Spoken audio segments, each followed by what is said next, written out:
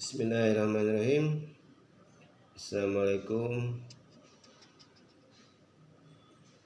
Alhamdulillah kita masih diberikan kesehatan dan waktu luang untuk melanjutkan kajian kita tentang wanita-wanita teladan dalam Islam. Dan kita akan membahas kali ini tentang Saudah binti Zam'ah, yaitu muhajirah, janda muhajir. Dia adalah Saudah binti Zam'ah bin Qais bin Abdul Syams bin Abdud dari suku Quraisy Al-Amiriyah. Ibunya adalah Asyumusi binti Qais bin Zaid bin Amr dari Bani Najjar. Ia adalah wanita yang cerdas dan berpostur tinggi besar. Saudah pernah menikah dengan Sakran bin Amr, saudara Suhail bin Amr al-Amiri. Saudah dan suaminya beserta 8 orang dari Bani Amir lainnya adalah di antara mereka yang berhijrah meninggalkan rumah dan harta mereka dengan berlayar menyeberangi lautan dan rela menempuhnya meskipun maut siap menghadang demi menyelamatkan agama mereka. Siksaan dan tekanan yang mereka rasakan sudah begitu hebat karena penolakan mereka terhadap kesesatan dan kemusyrikan. Begitu hilang penderitaan yang dialaminya selama di pengasingan di negeri Habsyi, ini dia harus merasakan cobaan sebagai janda karena suaminya meninggal. Keadaan inilah yang membuat Nabi SAW merasa iba kepadanya. Oleh sebab itu, ketika Haulah binti Hakim menceritakan keadaan Saudah di hadapan Nabi, beliau mengulurkan tangannya yang penuh belas kasih untuk menjadikan Saudah sebagai pendamping beliau, guna meringankan penderitaan yang dirasakan Saudah. Apalagi saat itu Saudah sudah tua dan membutuhkan pendamping yang selalu menjaganya. Jika kita menyimak catatan-catatan sejarah hidup Rasulullah, tidak seorang sahabat pun yang berani berbicara kepada Rasulullah tentang masalah pernikahan beliau setelah wafatnya Khadijah, seorang wanita suci yang beriman kepada beliau ketika orang banyak masih pada kafir, seorang wanita yang rela membantu beliau dengan hartanya ketika orang banyak masih enggan memberinya, dan seorang wanita yang lewat dirinya lah beliau dikaruniai putra-putri oleh Allah. Suatu ketika Haulah binti Hakim berinisiatif untuk menanyakan kepada Rasulullah SAW dengan begitu hati-hati, "Tidakkah engkau ingin menikah lagi, wahai Rasulullah?" Dengan masih menampakkan kesedihan yang beliau rasakan, beliau menjawab, "Siapa yang bisa menggantikan Khadijah, wahai Haulah?" Haulah menjawab, "Jika engkau menghendaki, ada yang perawan dan ada yang janda." Beliau bertanya, "Siapa yang perawan?" Haulah menjawab, "Anak seorang makhluk Allah yang paling engkau cintai, Aisyah binti Abu Bakar." Setelah diam beberapa saat, beliau kembali bertanya, "Siapa yang janda?" Ia menjawab, "Saudah binti Zam'ah. Ia adalah wanita yang telah beriman kepada engkau dan ikut berjuang bersama engkau." Ternyata Rasulullah menyetujui saran Haulah. Tidak lama kemudian beliau pun menikahi Aisyah dan Saudah pada hari yang sama. Namun saat itu yang langsung hidup serumah dengan Nabi adalah Saudah. Setelah kurang lebih 3 tahun hidup bersama Saudah, barulah beliau hidup serumah dengan Aisyah. Banyak penduduk Mekah yang heran dengan pernikahan Rasulullah SAW dengan Saudah. Mereka bertanya-tanya penuh keraguan, bagaimana mungkin seorang janda yang telah tua dan tidak menarik bisa menggantikan kedudukan seorang tokoh wanita Quraisy, Khadijah? Akan tetapi sebenarnya yang terjadi tidaklah demikian. Saudah dan siapapun tidak bisa menggantikan kedudukan Khadijah di hati Rasulullah SAW. Rasulullah menikahi Saudah semata karena kebaikan dan sifat kasih sayang beliau. Sementara Saudah ternyata mampu menyesuaikan dirinya selama berada dalam rumah tangga Nabi. Ia mampu mengasuh dan merawat putri-putri beliau. Kelembutan dan kemanisan tutur katanya dapat menghibur hati Nabi Shallallahu Alaihi Wasallam, sekaligus menggantikan wajahnya yang tidak begitu menarik dan tubuhnya yang gemuk. Setelah 3 tahun Saudah menjadi istri Nabi Shallallahu Alaihi Wasallam satu-satunya, masuklah Aisyah ke dalam rumah tangga Nabi dan seterusnya Hafsah, Zainab, Ummu Salamah, dan lainnya. Saudah menyadari bahwa Nabi SAW menikahinya karena rasa iba dengan kondisinya setelah ditinggal mati suaminya. Hal ini terbukti ketika Nabi pernah berniat menceraikan Saudah. Beliau khawatir kalau hal itu akan menyakiti hatinya. Ketika Nabi menyampaikan maksudnya untuk menceraikannya, tampak di wajah Saudah perasaan tertekan dan sedih. Saudah berkata, "Biarkanlah aku tetap sebagai istri engkau. Demi Allah, aku tidak akan banyak menuntut sebagaimana istri-istri engkau yang lain. Namun aku ingin dibangkitkan Allah sebagai istri engkau kelak pada hari kiamat." Begitulah Saudah.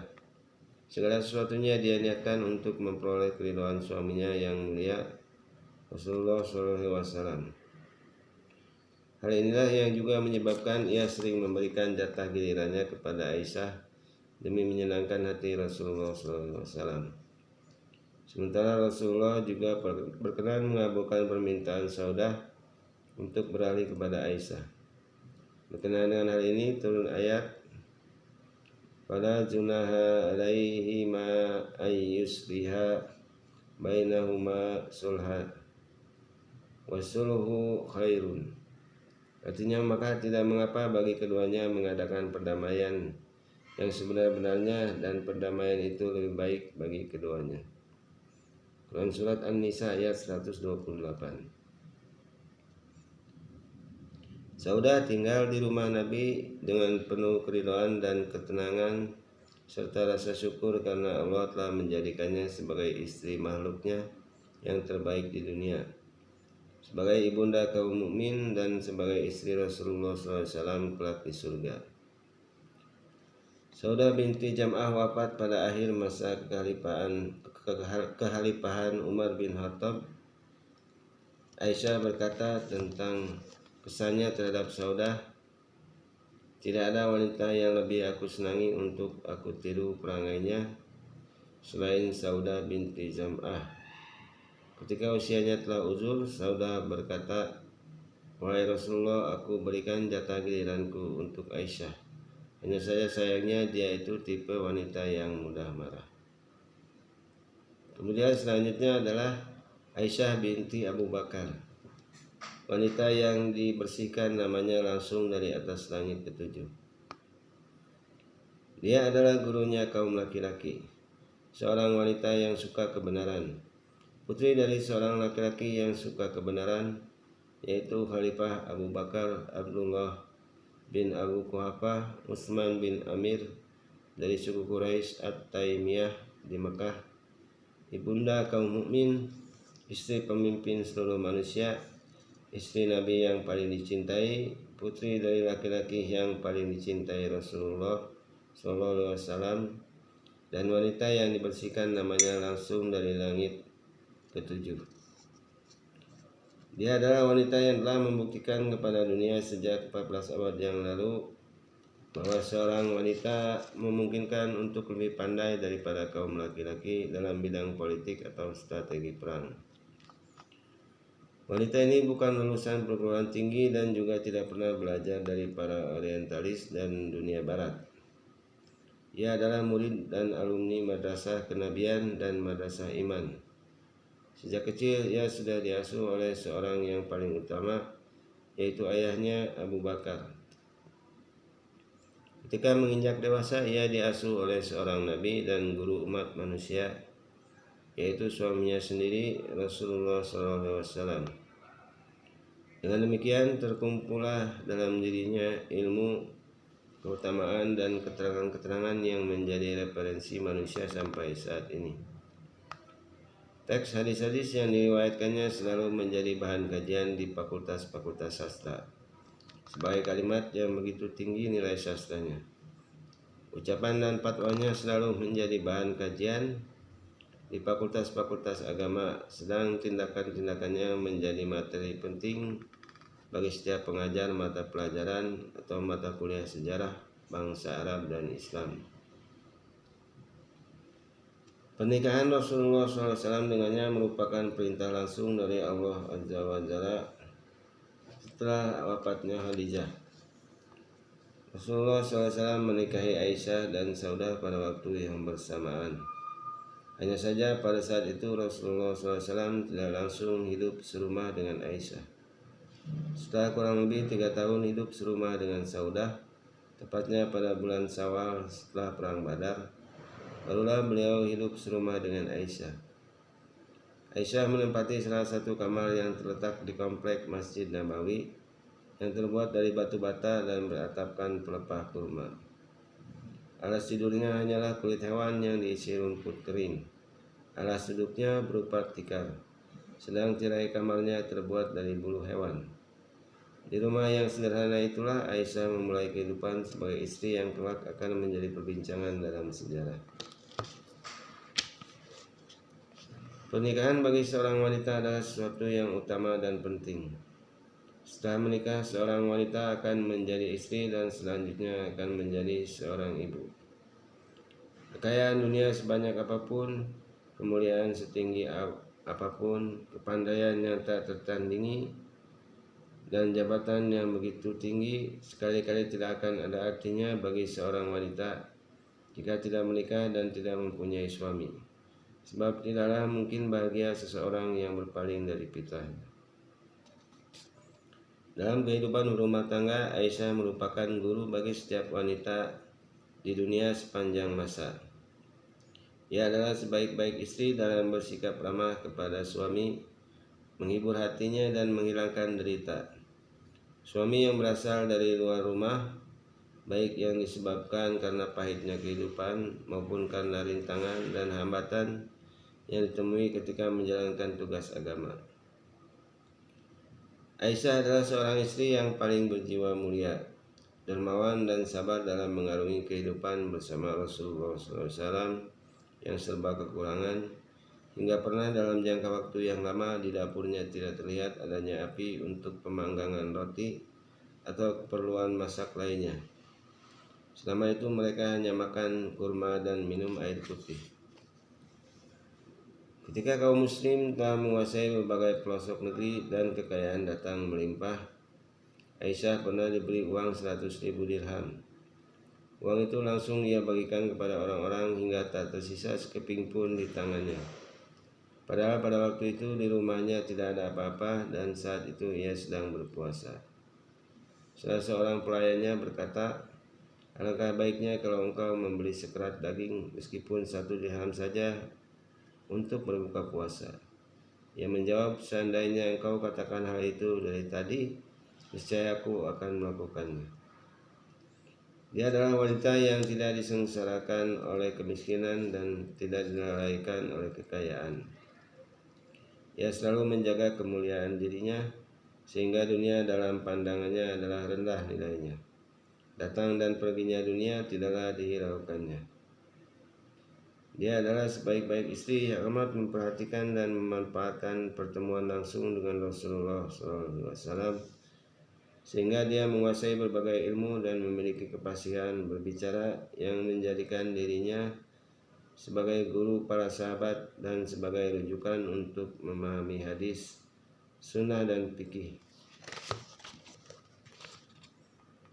Az-Zuhri berkata, seandainya ilmu semua wanita disatukan lalu dibandingkan dengan ilmu Aisyah, tentulah ilmu Aisyah lebih utama daripada ilmu mereka. Hisham bin Urwah meriwayatkan dari ayahnya, ia berkata, "Sungguh aku telah banyak belajar dari Aisyah.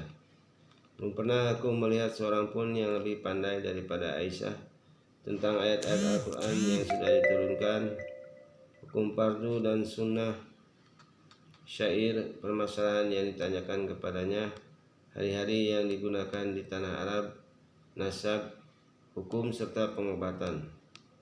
Aku bertanya kepadanya, 'Wahai bibi, dari manakah engkau mengetahui ilmu pengobatan?' Aisyah menjawab, Aku sakit lalu aku diobati dengan sesuatu. Ada orang lain sakit juga diobati dengan sesuatu. Dan aku juga mendengar orang banyak, sebagian mereka mengobati sebagian yang lain, sehingga aku mengetahui dan menghafalnya. Dalam riwayat lain dari Al-Mashi dari Abu Duha dari Masyruk, Abu Duha berkata, kami pernah bertanya kepada Masyruk, apakah Aisyah juga menguasai ilmu faraid?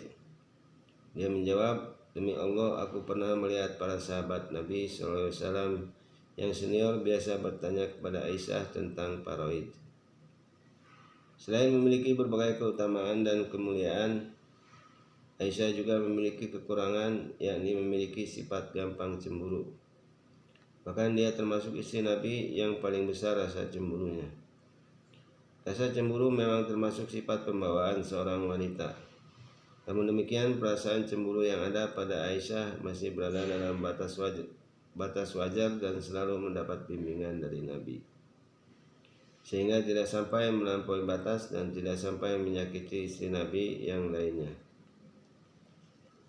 Di antara kejadian paling menggelisahkan yang pernah menimpa Aisyah adalah tuduhan keji yang terkenal dengan sebutan hadisul ifki atau berita bohong yang dituduhkan kepadanya, padahal diri Aisyah sangat jauh dengan apa yang dituduhkan itu. Akhirnya turunlah ayat Al-Quran yang menerangkan kesucian dirinya. Cobaan yang menimpa wanita yang amat utama ini merupakan pelajaran berharga bagi setiap wanita, karena tidak ada wanita di dunia ini yang bebas dari tuduhan buruk. Ketika Rasulullah SAW sakit sekembalinya dari haji wada dan merasa bahwa ajalnya sudah dekat, setelah dirasa selesai dalam menunaikan amanah dan menyampaikan risalah, beliau lalu berkeliling kepada istri-istrinya sebagaimana biasa. Pada saat membagi jatah giliran kepada istri-istrinya itu, beliau selalu bertanya, di mana saya besok, di mana saya lusa. Hal ini mengisyaratkan bahwa beliau ingin segera sampai pada hari giliran Aisyah. Para istri Nabi yang lain pun bisa mengerti hal itu dan merelakan Nabi untuk tinggal di tempat istri yang mana yang beliau sukai selama sakit. Sehingga mereka semuanya berkata, ya Rasulullah, kami rela memberikan jatah giliran kami kepada Aisyah. Kekasih Allah itu pun pindah ke rumah istri tercintanya. Di sana Aisyah dengan setia menjaga dan merawat beliau. Bahkan saking cintanya, sakit yang diderita Nabi itu rela Aisyah tebus dengan dirinya kalau memang hal itu memungkinkan. Aisyah berkata, aku rela menjadikan diriku, ayahku dan ibuku sebagai tebusanmu, wahai Rasulullah. Tak lama kemudian Rasul pun wafat di atas pangkuan Aisyah. Aisyah melukiskan detik-detik terakhir kehidupan Rasulullah SAW sebagai berikut. Rasulullah SAW meninggal dunia di rumahku pada hari giliranku dan beliau bersandar di dadaku. Saat sebelum beliau wafat, Abdurrahman bin Abu Bakar, saudaraku, datang menemuiku sambil membawa siwak. Kemudian Rasulullah SAW melihat siwak tersebut, sehingga aku mengira bahwa beliau menginginkannya. Siwak itu pun aku minta, lalu kukunya supaya halus, kukebutkan dan kubereskan sebaik-baiknya sehingga siap dipakai. Selanjutnya siwak itu kuberikan kepada Nabi SAW. Beliau pun bersiwak dengan sebaik-baiknya, sehingga belum pernah aku melihat cara bersiwak beliau sebaik itu.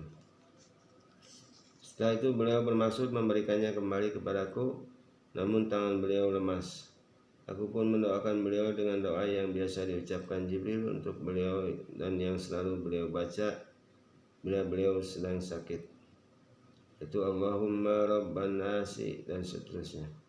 Akan tetapi saat itu beliau tidak membaca doa tersebut, melainkan beliau mengarahkan pandangannya ke atas, lalu membaca doa Ar-Rafiqal A'la. Ya Allah, kumpulkanlah aku di surga bersama mereka yang derajatnya paling tinggi, para nabi, siddiqin, syuhada dan salihin. Setelah selesai mengucapkan doa tersebut, barulah beliau wafat.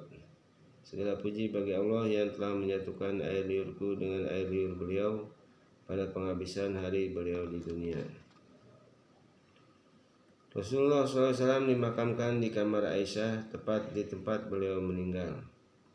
Peninggal Rasulullah, Aisyah banyak menghabiskan waktunya untuk memberikan taklim baik kepada kaum laki-laki maupun wanita di rumahnya, dan banyak berperan serta dalam mengukir sejarah Islam sampai wafatnya.